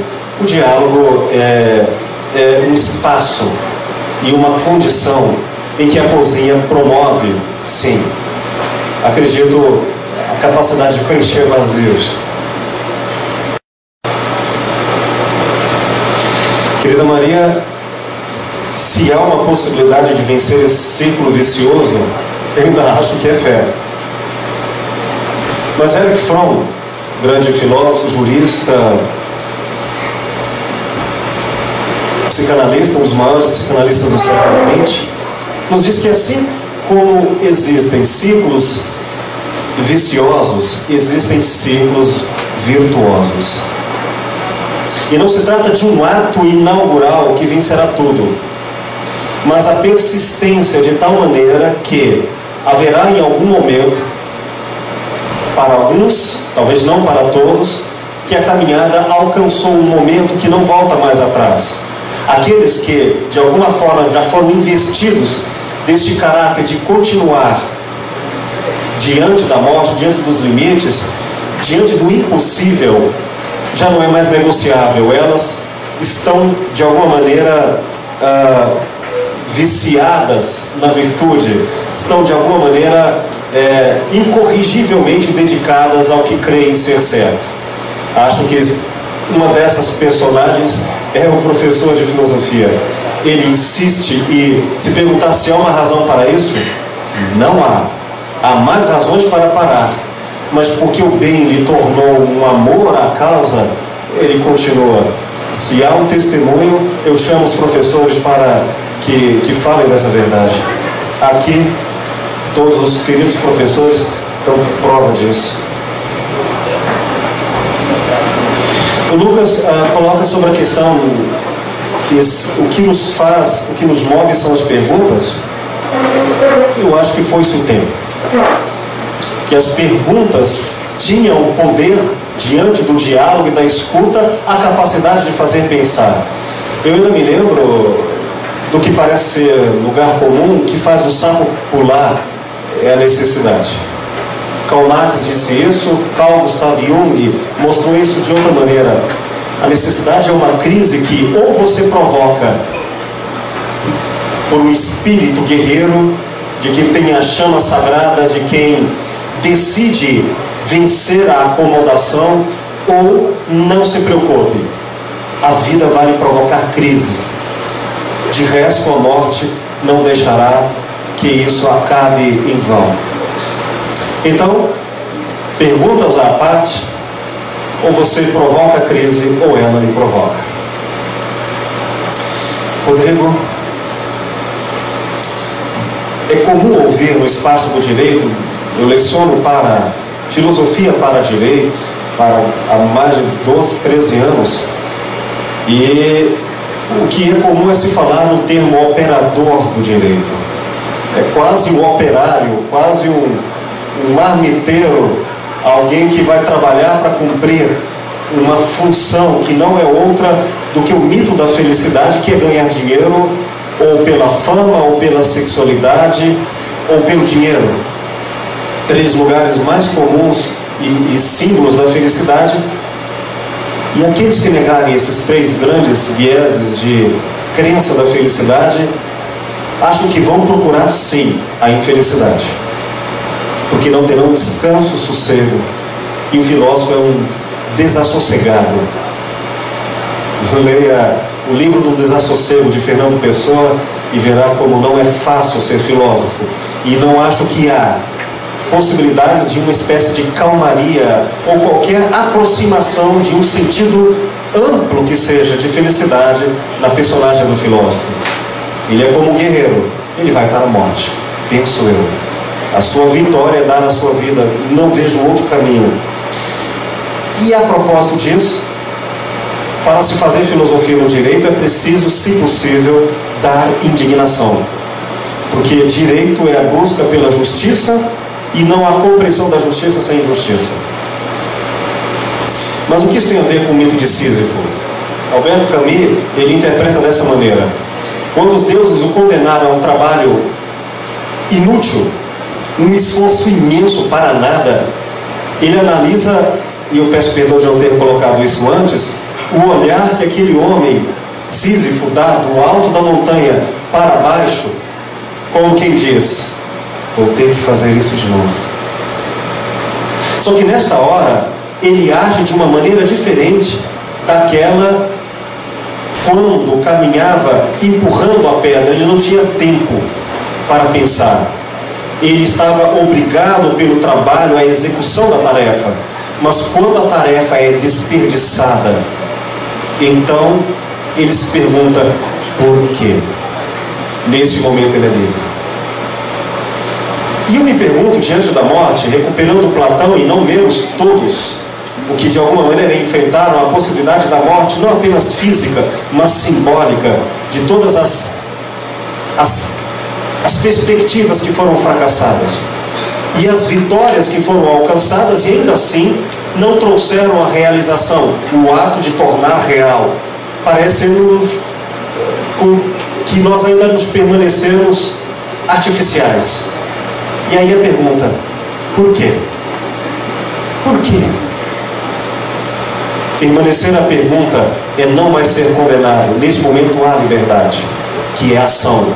A ação de dizer, e eu vou aqui lembrando das palavras de Mahatma Gandhi, quando diante de um desafio que não havia como ser vencido, enfrentar a Inglaterra, um país inteiro, e mais a ignorância dos próprios colegas, para a libertação de um estado de consciência, a obediência voluntária. Mas o que ele poderia fazer? Nessas poucas palavras ele resume bem o que fez. Podem quebrar meus ossos, podem matar meu corpo, e então terão meu cadáver, mas não minha obediência. Aí ele está livre. E eu acho que é neste ponto em que podem pagar mal o professor, podemos ser humilhados de toda sorte, mas quando eu penso por mim mesmo, e quando esse espírito de indignação me liberta da obediência cega, então há uma estranha liberdade, que apesar de tudo, e mesmo diante da morte, e por isso, eis-me aqui. Meu eu tem uma identidade própria, e não é refém nem dado a outrem. eu me defino pela possibilidade de eu recusar, de eu me indignar. E esse espírito eu chamo de filosofia. Acho que é isso.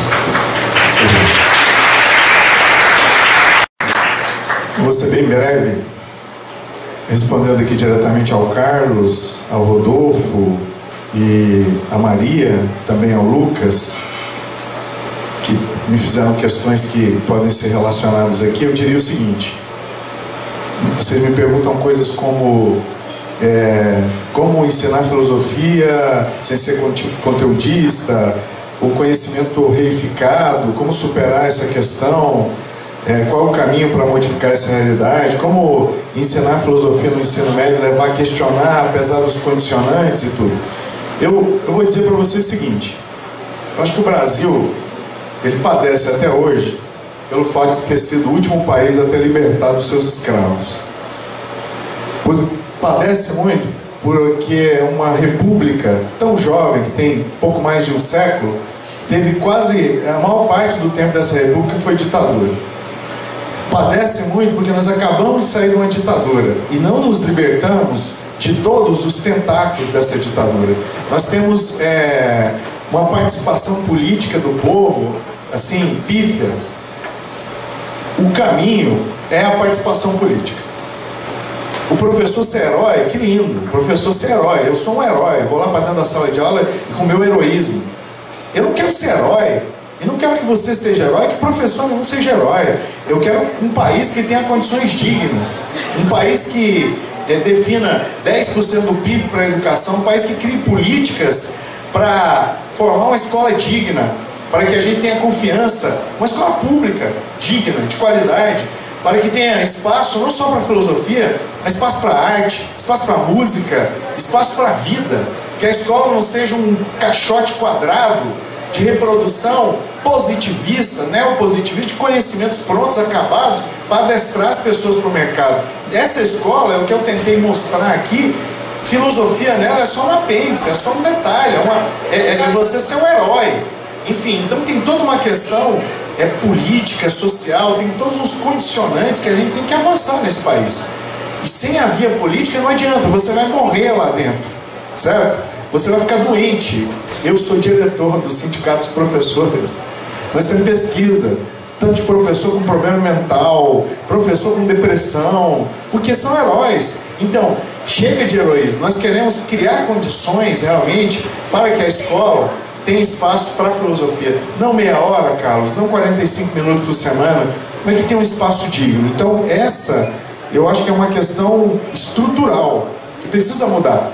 Estrutural, política, social, econômica, né? E a nossa participação ela é determinante nesse processo. E aqui eu não vou dizer qual é o caminho A, B ou C da política, mas cada um aqui deve ter condições e maturidade para fazer essa avaliação, né? E para terminar, e eu vou ser bem breve mesmo, eu fiquei aqui muito assim, comecei a rir de uma forma, porque isso me provocou, suas questões, Rodrigo, me provocaram, e elas me provocam, essa sua questão me provoca sempre, né? Que é o seguinte: será se, às vezes eu brinco até com os meus colegas, horas e horas dando aula de filosofia por dia, levantando as questões mais complexas que você pode imaginar.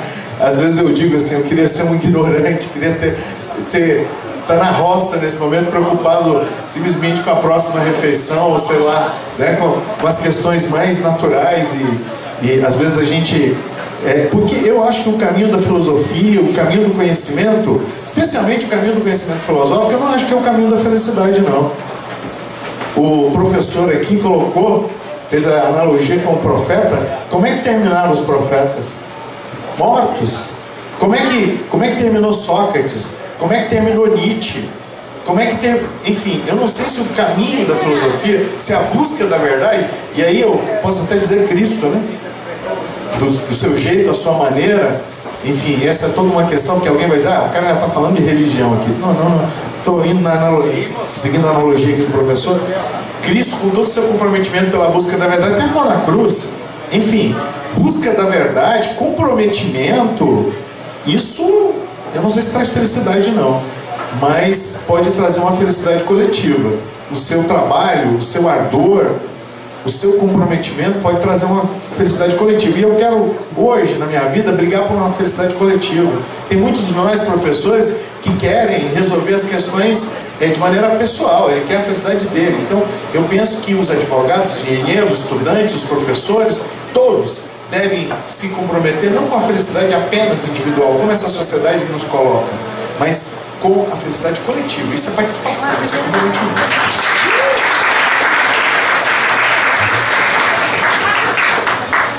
Eu vou tentar fazer algumas considerações. Uma das perguntas que foi feita, levando um pouco mais para um aspecto da prática do ensino, do professor, essa questão que foi colocada sobre a possibilidade de trazer a atenção do aluno para a questão das perguntas da filosofia.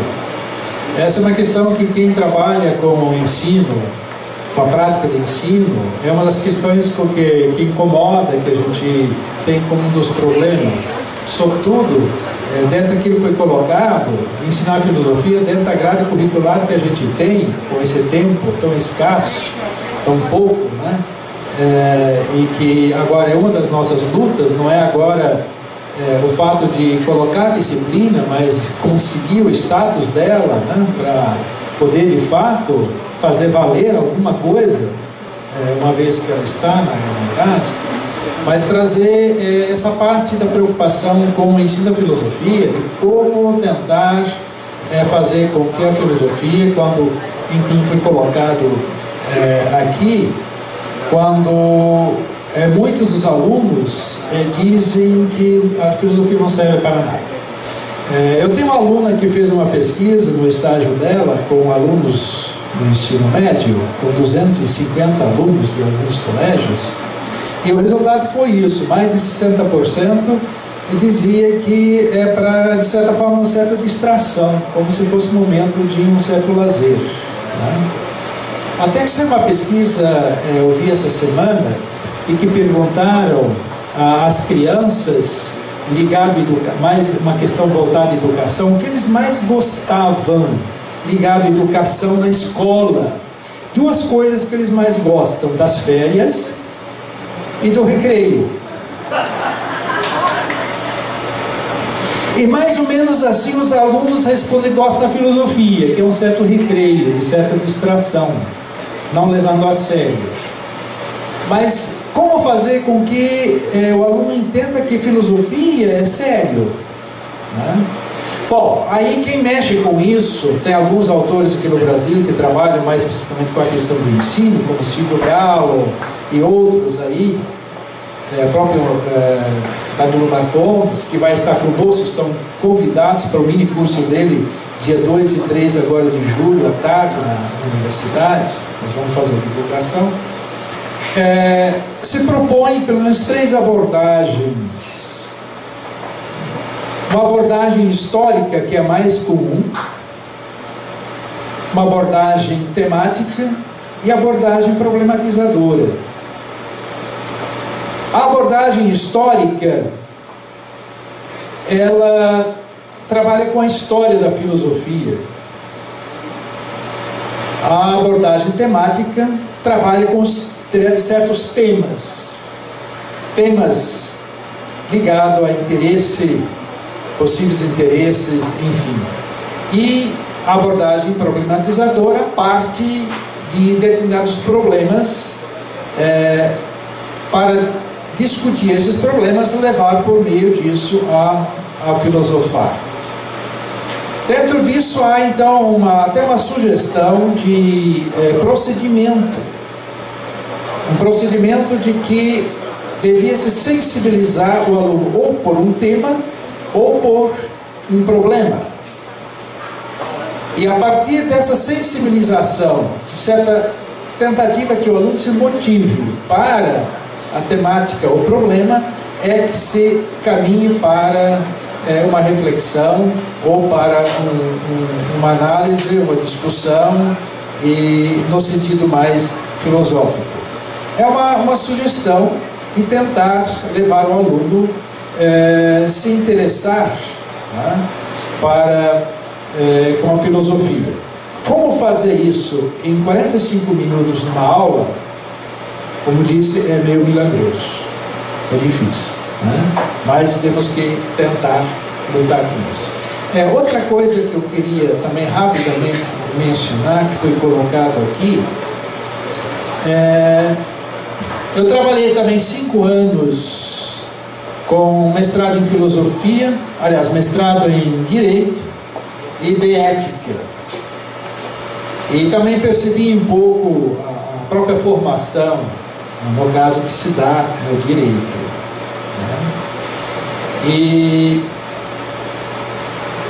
a grande questão que eu vejo em relação a, sobretudo, um direito positivista, e que, como se a sociedade hoje dependesse do seu bem-estar, apesar que essa palavra bem-estar tem que ser muito bem entendida, senão fica neoliberal, né?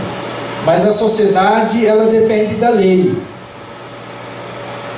e a lei me parece que não dá conta, porque lei nós temos, lei não falta. Então o problema não é a lei, não é aprender um direito baseado na lei, falta uma outra coisa. E aí eu acho que falta exatamente a filosofia, e talvez uma filosofia voltada para uma formação ética, como alguém até disse, que nós vivemos num período e que a solução da nossa sociedade é uma questão que passa pela ética e não pela lei, e até conforme o Leonardo Boff trabalha um pouco nessa questão, tá? Então me parece que aí vem a filosofia, nós temos que exatamente, falta uma formação ética e talvez recuperar não só consciência moral, mas uma formação para as virtudes. Recuperar pouco Aristóteles e talvez fazer aí um diálogo entre Kant, Aristóteles, a consciência moral com a formação das virtudes. Porque a consciência, mesmo que talvez temos que entender bem o que Kant queria dizer com essa autonomia, né? Mas a consciência, saber o que é certo e errado também não é suficiente, porque isso o povo está sabendo. A questão é a virtude, ser virtuoso, praticar a virtude. Então me parece que falta isso um pouco, e o direito não dá conta disso.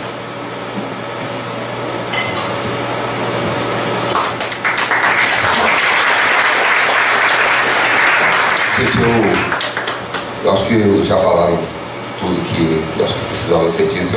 Eu me abstenho de dar algum comentário. Obrigado.